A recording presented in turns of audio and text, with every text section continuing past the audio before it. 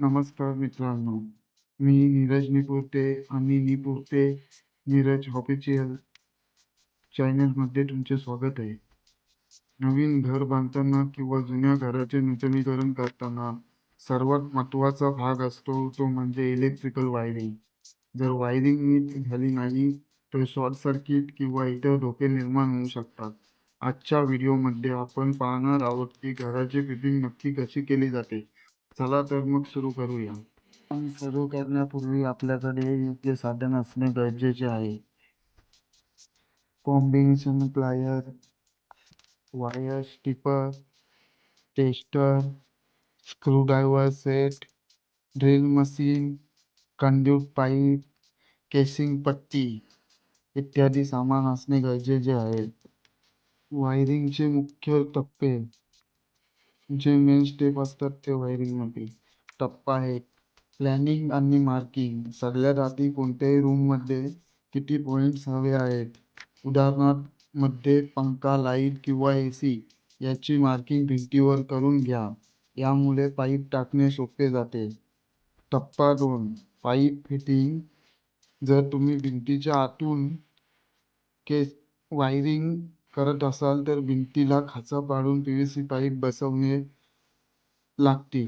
Pipe बसवताना ते सरळ असतील याची खात्री करा. टप्पा 3, वायर ओढणे. आता GI वायरच्या मदतीने पाईपमधून इलेक्ट्रिकल वायर्स ओढल्या जातात.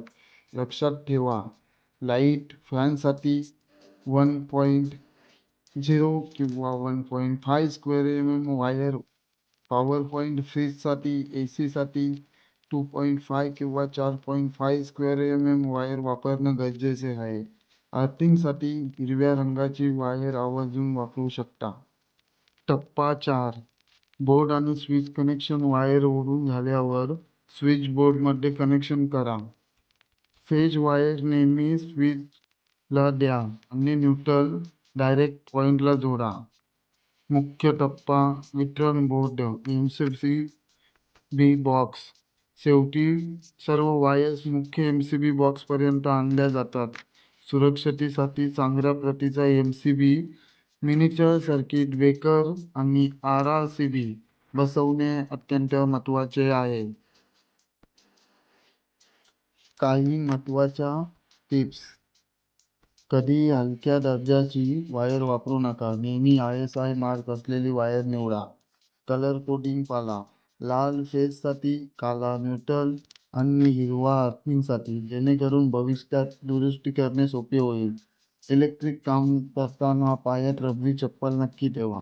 तर मित्रांनो, ही होती घराच्या वायरिंगची थोडक्यात माहिती.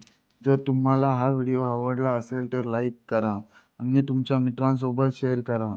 अशा टेक्निकल आणि माहितीपूर्ण व्हिडिओसाठी आपल्या नीरज निपुर्ते ऑफिशियल चॅनलला सबस्क्राईब करायला विसरू नका. भेटूया पुढच्या व्हिडिओमध्ये. तोपर्यंत काळजी घ्या. धन्यवाद.